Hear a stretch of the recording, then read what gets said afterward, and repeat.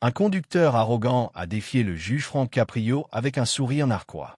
Le juge a immédiatement rendu une décision sévère qui a fait regretter au conducteur chaque mot prononcé. La matinée a commencé comme les autres à la cour municipale de Providence.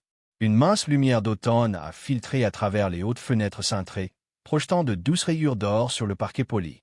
Les avocats ont mélangé des papiers à leur table, les officiers ont échangé des hochements de tête silencieux, et le faible bourdonnement d'anticipation a rempli la pièce alors que le juge Frank Caprio se préparait à prendre le banc. À 87 ans, sa présence était toujours constante et imposante, le genre d'autorité qui n'avait pas besoin d'élever la voix pour être ressenti. Pendant des décennies, il avait présidé des affaires avec le même mélange d'équité et de compassion qui l'avait fait aimer bien au-delà des frontières de la ville. Mais ce matin, cette routine calme s'est brisée au moment où les lourdes portes en chêne se sont ouvertes et Travis Kane s'est pavané comme s'il était possédé. Travis était difficile à manquer, des cheveux lisses parfaitement coiffés, des lunettes de soleil design perchées sur son visage malgré l'éclairage intérieur, et un sourire narquois qui semblait gravé en permanence dans sa bouche. Il marchait non pas avec le mélange nerveux de quelqu'un convoqué devant un juge, mais avec le fanfaron d'un homme convaincu qu'il était intouchable. Même la façon dont il a jeté ses clés dans le plateau à la sécurité portait un certain dédain, comme si tout le processus judiciaire était en dessous de lui. Un murmure a traversé la salle d'audience. Les gens se sont retournés, attirés par la pure arrogance qui semblait rayonner sur lui comme la chaleur de l'asphalte. Il avait été cité pour conduite imprudente dans une zone scolaire, manquant à peine un brigadier, mais il n'y avait aucune trace de remords dans la posture de l'accusé. Frank le regarda s'approcher avec des yeux mesurés. Il avait vu de nombreux types d'accusés au cours de ces décennies sur le banc, adolescents effrayés, parents en larmes, vieillards têtus. Mais il y avait quelque chose de particulièrement troublant dans la confiance de Travis. Ce n'était pas de la bravade juvénile ou de l'ignorance de la loi. C'était le droit. Alors que Frank se préparait à ouvrir l'audience avec son salut habituel, Travis leva la main avec dédain, le coupant avant qu'un seul mot ne puisse quitter ses lèvres. Il dit au juge qu'il n'y avait pas besoin de conférence, qu'il connaissait ses droits et que le tribunal ne pouvait pas le toucher. Les mots pendaient dans l'air comme la fumée d'un feu. Pendant un moment, personne ne bougea. Même l'huissier, un vétéran d'innombrables audiences chaudes et serrées. L'expression de Frank n'a pas changé, mais à l'intérieur, il a senti le poids familier s'installer dans sa poitrine, le poids qu'il portait chaque fois que quelqu'un confondait la gentillesse avec la faiblesse. Il avait bâti une carrière sur la conviction que la justice n'avait pas besoin d'être cruelle pour être forte, que la miséricorde et la fermeté pouvaient coexister. Pourtant, il y avait un homme qui voyait cette compassion comme de la douceur, qui croyait que l'argent et l'arrogance pouvaient plier la loi à sa volonté. Travis s'est appuyé avec désinvolture contre le podium, irradiant de dédain alors que le juge commençait à lire les détails de l'accusation. Il avait été chronométré en conduisant près de 2 fois la limite de vitesse affichée dans une zone scolaire, manquant de peu un brigadier qui était descendu dans la rue pour protéger un groupe d'enfants. L'incident avait provoqué la panique parmi les parents qui en étaient maintenant assis dans les rangs serrés de peur. Alors que Frank demandait à Travis s'il comprenait la gravité de l'accusation, le sourire narquois de l'homme n'a fait que s'élargir. Il s'est moqué du tribunal, se moquant de l'amende comme d'un changement de poche et rejetant les préoccupations en matière de sécurité comme exagérées. Il s'est vanté ouvertement de son cher avocat, laissant entendre que l'affaire ne représenterait jamais qu'un inconvénient mineur. Son ton dégoulinait de mépris, et chaque mot a resserré la tension dans la pièce. Un père de la galerie, dont la fille faisait partie des enfants du passage pour piétons ce jour-là, a secoué la tête avec incrédulité. Une autre mère a croisé les mains et a chuchoté une prière dans son souffle, comme si elle demandait à la justice elle-même d'intervenir. Frank restait calme, même si le mépris piquait plus profondément qu'il ne le laissait entendre. Il avait déjà vu de riches accusés, mais Travis était différent, son arrogance n'était pas seulement personnelle, elle était générationnelle.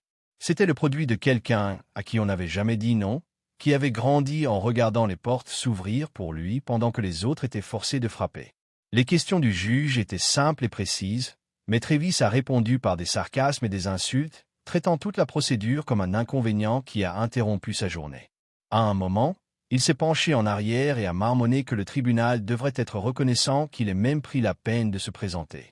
C'était un petit commentaire, presque perdu dans la tension de la pièce, mais Frank l'a compris. Et cela lui a dit tout ce qu'il avait besoin de savoir sur l'homme qui se tenait devant lui. La salle d'audience elle-même semblait retenir son souffle. Les parents qui étaient venus dans l'espoir de voir la responsabilité se dérouler regardaient maintenant avec incrédulité l'homme responsable de la terreur de leurs enfants rire à l'idée même des conséquences. Même l'huissier, généralement stoïque et immobile, a déplacé son poids légèrement plus près du banc, sentant que cette audience était sur le point de devenir plus que routinière. À travers tout cela, Frank est resté silencieux pendant un long moment, les yeux fixés sur Travis avec le regard calme et constant qui avait perturbé d'innombrables accusés auparavant. Quand il a finalement repris la parole, sa voix était mesurée mais avait un poids qui a fait taire même les blagues marmonnées de Travis. Ce que personne dans la salle ne comprenait parfaitement, c'est qu'il ne s'agissait pas d'une seule conduite imprudente dans une zone scolaire. Il s'agissait de quelque chose de bien plus vaste, une collision entre l'arrogance et la responsabilité, entre un homme qui croyait être au-dessus des lois et un juge qui avait passé toute sa vie à prouver que personne ne l'était. Frank avait déjà vu des hommes comme Travis. Il connaissait le type, ceux qui traitaient la loi comme un jeu à jouer et à plier, qui croyaient que l'argent pouvait leur acheter l'immunité contre les conséquences de leurs actes. Et il savait autre chose, que lorsque ces hommes étaient finalement contraints de faire face au poids de la justice, leur bravade se brisait presque toujours. Dehors, les cloches de l'église d'un clocher voisin ont commencé à sonner à midi, leurs notes profondes dérivant à travers les fenêtres ouvertes et se mêlant à la tension feutrée de la pièce. À l'intérieur, Travis se tenait grand et provoquant, un sourire narquois toujours au coin de sa bouche. Frank, assis derrière le banc, a ajusté ses lunettes et a jeté un bref coup d'œil aux parents dans la galerie, des gens ordinaires dont la vie avait frôlé l'insouciance de Travis de la manière la plus terrifiante. Leurs yeux imploraient, cherchant un signe que le système les protégerait. Frank a fait un petit signe de tête, presque imperceptible, comme pour les rassurer qu'il avait entendu leurs cris silencieux. La tension a continué à monter à chaque seconde qui passait. Même sans voix élevée ni explosion dramatique, l'air dans la salle d'audience se sentait chargé, comme si toutes les personnes présentes comprenaient qu'il ne s'agissait plus d'une infraction au code de la route. C'était le début de quelque chose de plus grand, une confrontation qui mettrait à l'épreuve la force des principes mêmes sur lesquels le tribunal était construit. Travis a changé d'impatience, s'attendant clairement à ce que l'affaire soit rapidement classée. Mais Frank n'a montré aucun signe de précipitation. Il avait résisté à des tempêtes bien plus importantes qu'un accusé arrogant, et il a compris quelque chose que Travis n'avait pas, que la justice, bien que lente, était implacable. Alors que les dossiers finaux étaient placés sur le banc et que le marteau planait au-dessus de son bloc, la salle d'audience semblait suspendue dans un silence fragile. Les parents ont attendu. L'huissier se tenait prêt. Et Travis, si sûr de sa propre invincibilité, a souri une dernière fois. Il ne le savait pas encore, mais cette arrogance, la même arrogance qu'il a portée dans la salle d'audience, venait de déclencher un affrontement qui irait bien au-delà d'une simple infraction au code de la route. Le décor était planté, et ni Travis ni personne d'autre dans cette salle ne pouvait prédire jusqu'où irait ce combat pour la justice. La salle d'audience était devenue plus calme après l'explosion de Travis, mais le silence n'était pas paisible. Il portait une pulsation en dessous, une tension qui vibrait dans l'air comme le calme avant une tempête. Frank Caprio s'est assis légèrement sur sa chaise, ses mains soigneusement repliées sur le banc, mais son esprit était tout sauf immobile. Il y avait quelque chose à propos de l'homme debout devant lui, quelque chose qui ne s'asseyait pas correctement. L'arrogance de Travis n'était pas le défi impulsif d'un jeune homme qui avait fait une erreur. C'était plus profond, plus âgé, enraciné dans une vie où on ne lui avait jamais dit non. C'était le droit de quelqu'un qui croyait que les règles ne s'appliquaient tout simplement pas à lui. Frank avait vu ce regard auparavant, bien que rarement dans une salle d'audience aussi petite. C'était le même regard porté et laissé derrière eux sans conséquence. Lorsque la séance s'est brièvement interrompue pour la récréation, Frank est entré dans sa chambre pour un moment de calme, mais il a suivi là aussi. Il s'est versé un verre d'eau et a regardé par la grande fenêtre donnant sur la ville qu'il avait servie pendant des décennies. Les rues en contrebas étaient animées de gens ordinaires, des parents précipitant les enfants à travers les passages pour piétons, des chauffeurs-livreurs traversant la circulation, un vieil homme promenant son chien. Chacun d'entre eux vivait dans les limites de la loi parce qu'il le devait. Et pourtant, des hommes comme Travis Kane flottaient au-dessus de ces limites, intouchables, indifférents. Frank était toujours perdu dans ses pensées lorsque son commis, un jeune homme à la voix douce nommé Oliver, frappa doucement et entra. Oliver se pencha de près, sa voix au-dessus d'un murmure, alors qu'il partageait soudainement le conducteur de Travis Kane. Il était le fils de Robert Kane, l'un des promoteurs immobiliers les plus puissants de l'État et un homme dont l'influence s'est infiltrée dans la mairie, le service de police et plus d'une salle d'audience. Frank sentit une lente expiration s'échapper de sa poitrine. Bien sûr. Cela expliquait le sourire narquois, la fanfaronnade, la façon dont Travis regardait la salle d'audience comme s'il s'agissait d'une scène construite pour son amusement. Et cela expliquait les rumeurs que Frank avait entendues au fil des ans, des histoires d'un jeune homme dont les ennuis juridiques avaient disparu comme de la fumée avant qu'il n'atteigne un juge. Cette affaire, réalisa-t-il, était la première fois que ce n'était pas le cas. Alors qu'il retournait sur le banc et que la séance reprenait, le regard de Frank traversa brièvement la galerie. Près du dos était assis un homme bien habillé avec la posture mesurée d'un avocat de la défense habitué à gagner, et à côté de lui un visage familier, un conseiller municipal réputé pour plier de la façon dont le vent de l'argent soufflait. Mais Travis. Ils n'étaient pas là pour un ticket de circulation. Ils étaient là pour s'assurer que le Golden Boy de la famille Kane reparte intact. Alors que Travis s'affalait à la table de l'accusé, son arrogance semblait remplir toute la pièce. Mais en dessous, Frank a senti quelque chose de plus sombre, un motif. Et alors que le juge écoutait la procédure se poursuivre, son esprit a rejoué des morceaux de ce motif comme des éclairs d'une histoire qui avait été enterrée. 2 ans plus tôt, un délit de fuite avait secoué les rues calmes d'East Providence. Un jeune livreur a été frappé et laissé avec des blessures qui ont changé sa vie, le véhicule du suspect décrit comme une voiture de sport noire mat immatriculée auprès de nul autre que Robert Kane. L'affaire s'est évaporée en quelques semaines, qualifiée de manque de preuves malgré de multiples déclarations de témoins. 1 an plus tard, un autre rapport a fait surface, cette fois un DUI qui s'est terminé par un fracasser la devanture du centre-ville. L'officier n'a jamais dissous les papiers. Cet officier occupait maintenant un poste de direction, en partie grâce à un généreux don de Kane Property.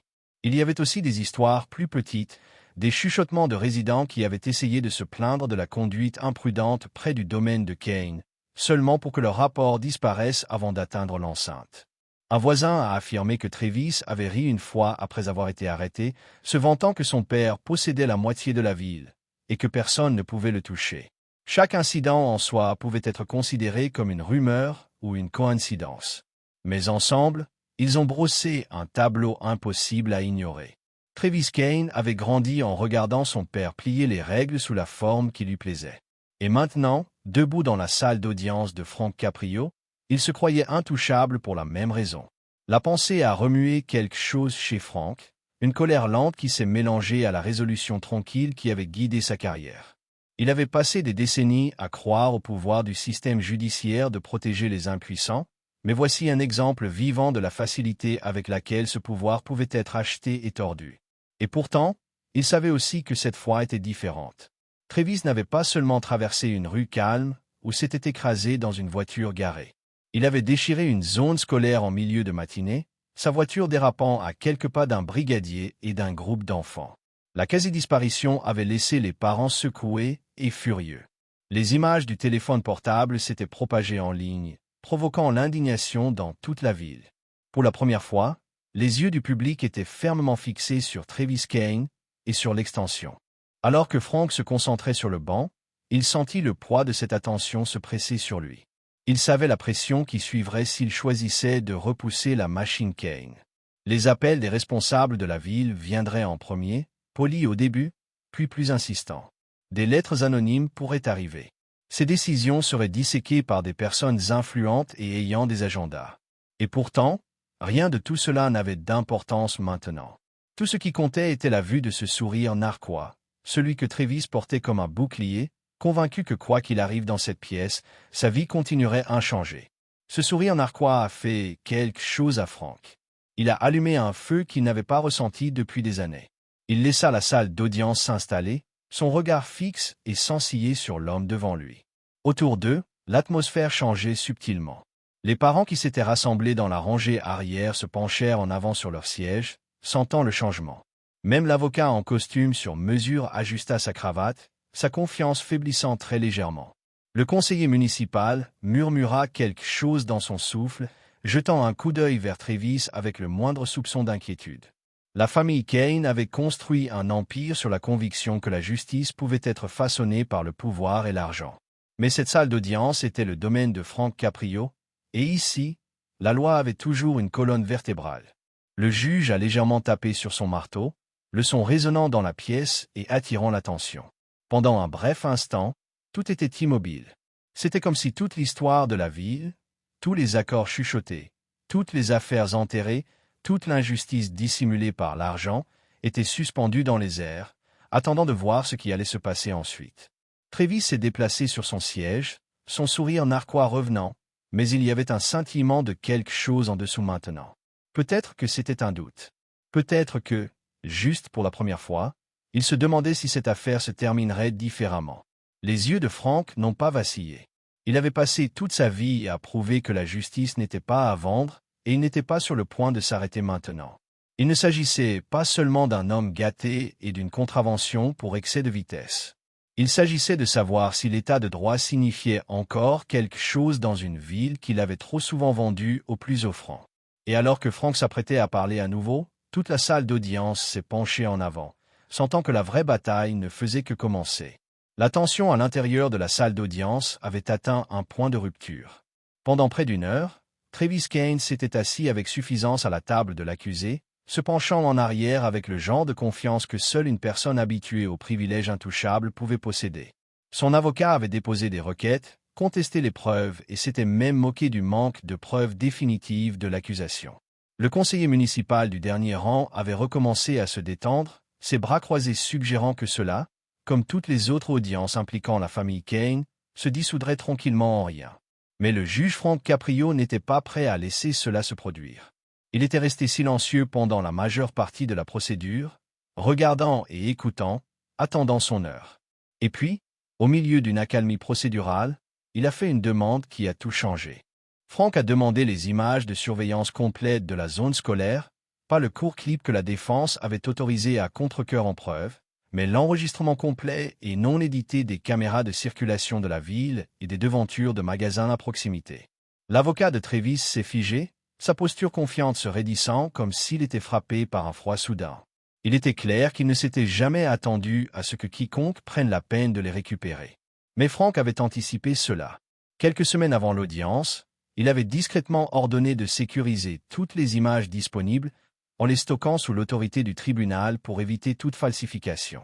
Et maintenant, un technicien du tribunal a fait rouler un moniteur, son écran scintillant alors que les lumières s'atténuaient et que la vidéo commençait à jouer. Ce qui a suivi était pire que quiconque ne l'avait imaginé. La caméra a montré le soleil brillant du matin qui brillait sur les voitures garées et les mouvements lents et prudents des enfants traversant la rue avec leurs sacs à dos se balançant derrière eux. Puis, comme un prédateur entrant dans un champ de proie, l'élégante voiture de sport noire de Travis a rugi dans le cadre. Ce n'était pas seulement de la vitesse, elle traversait la zone scolaire à près du double de la limite légale. La salle d'audience a halté collectivement alors que la voiture faisait une embardée brusque vers le brigadier, qui a sauté juste à temps, laissant tomber son panneau d'arrêt alors que les enfants criaient et se dispersaient. La partie la plus effrayante n'était pas la vitesse ou l'imprudence. C'était le conducteur. Au ralenti, la caméra a zoomé assez près pour apercer nerveusement Travis à travers le pare-brise. Ce n'était pas le choc, pas nerveusement, pas le choc, pas de Travis, pas, il riait, un large sourire joyeux collé sur son visage, comme si le quasi-accident avait été un jeu. Le silence qui suivit était suffocant. Même l'air semblait rester immobile. Les parents de la galerie se serraient la poitrine, une mère étouffant un sanglot dans ses mains. L'huissier se déplaça avec inquiétude, sa mâchoire se serrant alors qu'il regardait vers la table de l'accusé. Le sourire de Travis faiblit légèrement, une légère fissure dans le masque d'arrogance qu'il portait depuis qu'il était entré dans la salle d'audience. Son avocat lui chuchota furieusement à l'oreille, mais le jeune homme n'écoutait plus. Pour la première fois, la réalité de ce qu'il avait fait, et à quel point il était maintenant mis à nu publiquement, a commencé à s'installer sur ses épaules. Mais Frank n'avait pas fini. Il a fait signe au greffier, qui s'est approché avec une enveloppe scellée qui était arrivée plus tôt dans la matinée. À l'intérieur se trouvait un rapport de police, un qui n'était jamais censé exister. Il était daté de 6 mois plus tôt et décrivait un incident étrangement similaire à celui jugé actuellement. Une nuit de forte consommation d'alcool dans un bar du centre-ville, suivie d'une conduite imprudente dans un quartier résidentiel.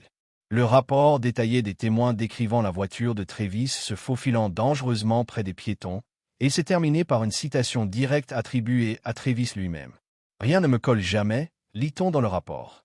Mon père s'en assure. Ce document avait été marqué comme perdu par le commissariat et n'a jamais été mis en preuve, jusqu'à présent. Le greffier a expliqué qu'il avait été envoyé de manière anonyme par un dénonciateur au sein du département qui était fatigué de voir la justice mourir dans l'ombre.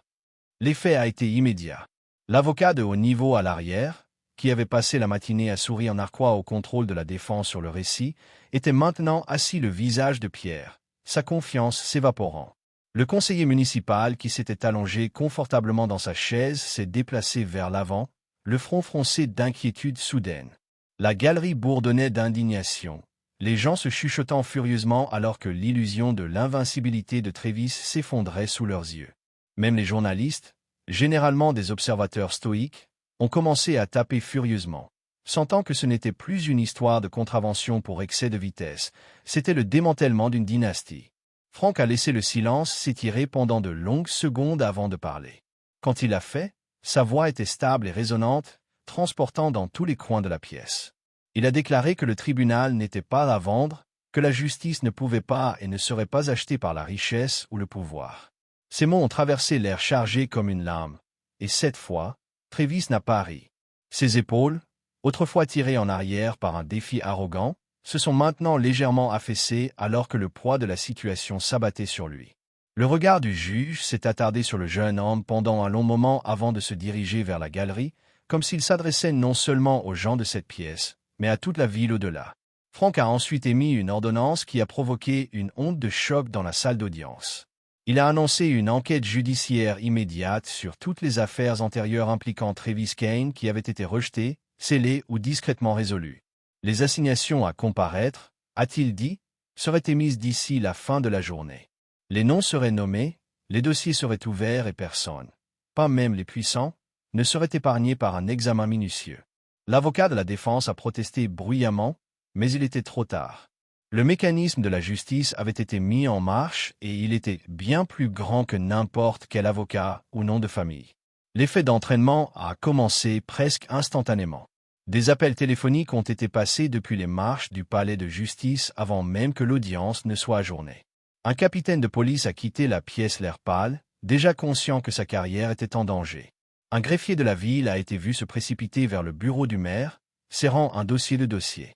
Même les alliés les plus fidèles de Robert Kane, des hommes qui s'étaient vantés de leurs relations et se vantaient des faveurs échangées, ont commencé à se distancer publiquement, publiant des déclarations soigneusement formulées suggérant qu'ils ne savaient rien des actions passées de Travis. L'empire qui avait autrefois protégé la famille Kane des conséquences commençait à se fissurer, une fissure à la fois. Pour Travis, le changement a été dévastateur.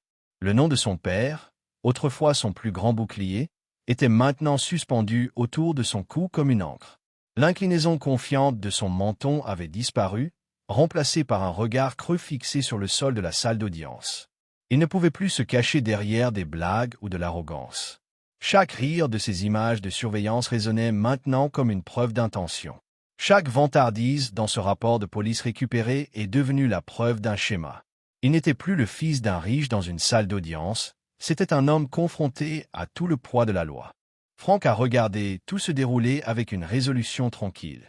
Il savait que ce n'était que le début, que la route à suivre serait laide et contestée. La famille Kane avait construit son pouvoir au fil des décennies, et il ne l'abandonnerait pas facilement. Mais pour la première fois, l'équilibre avait changé.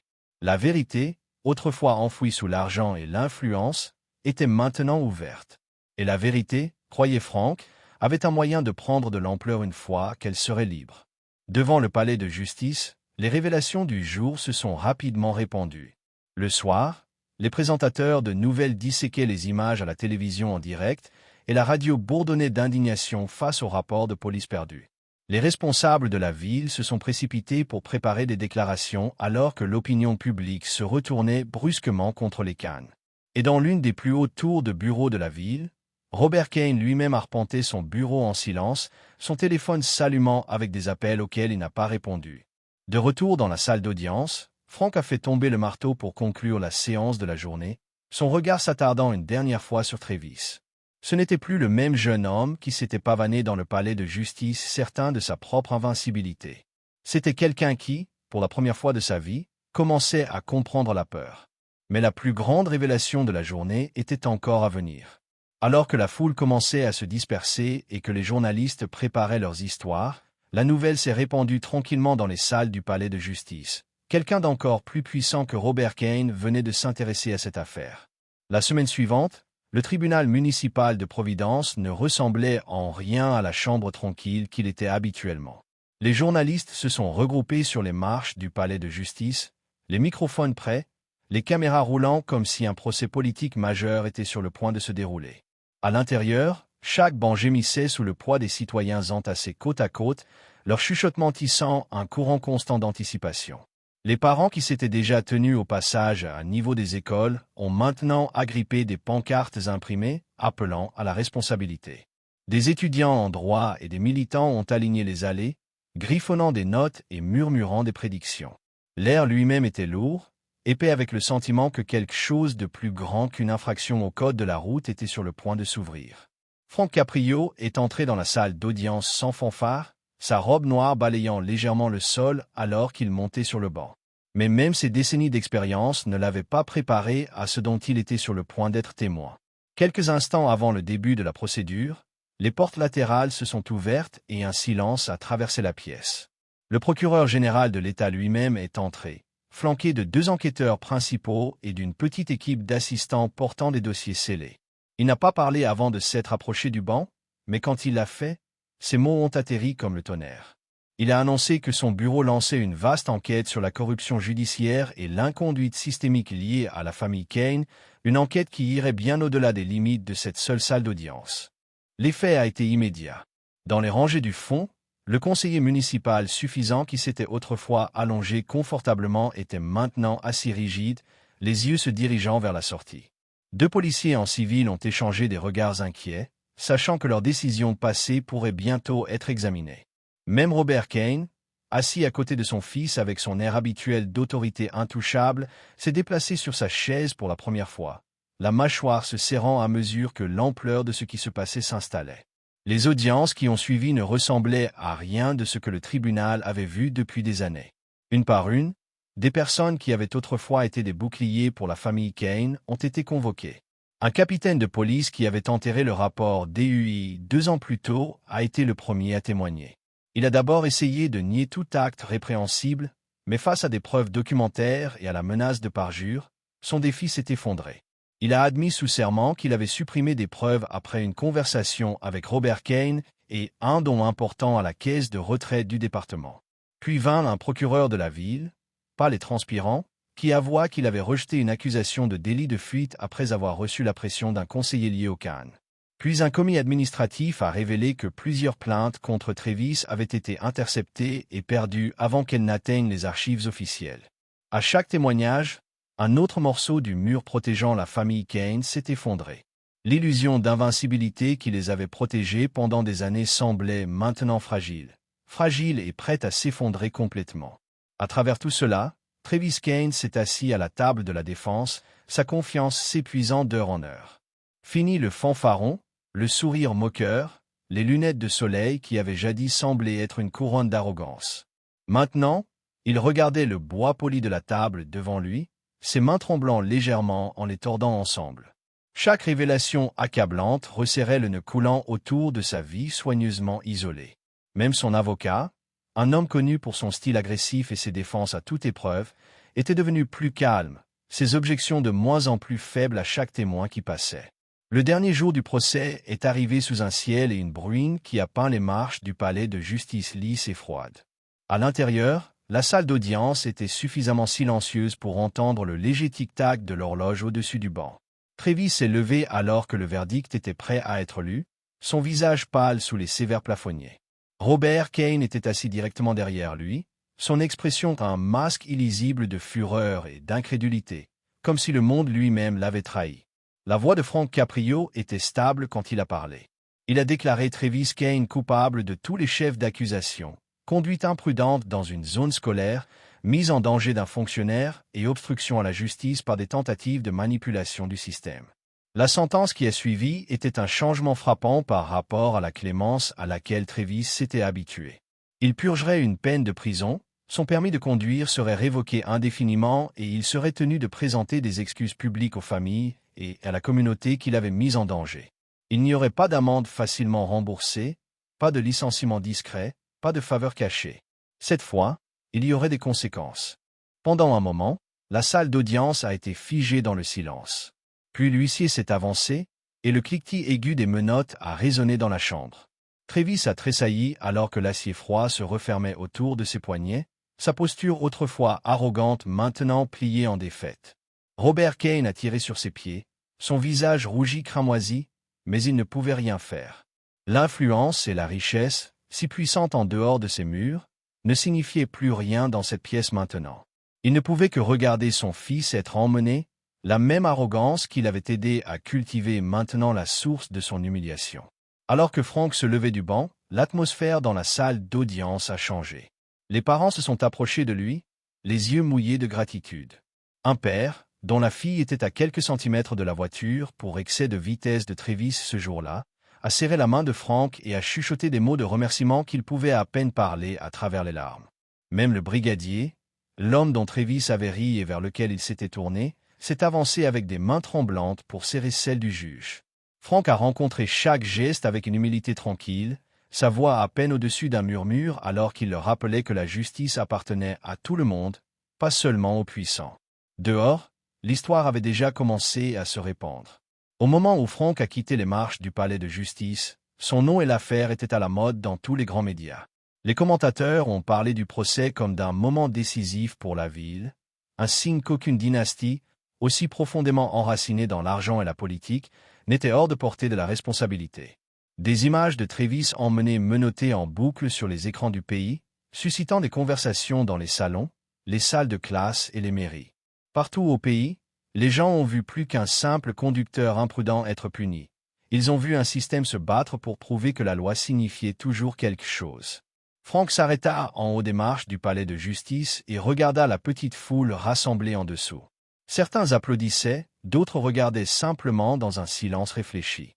Il savait que la bataille contre la corruption était loin d'être terminée, que pour chaque famille Kane traduite en justice, il y en avait d'autres encore cachées dans l'ombre.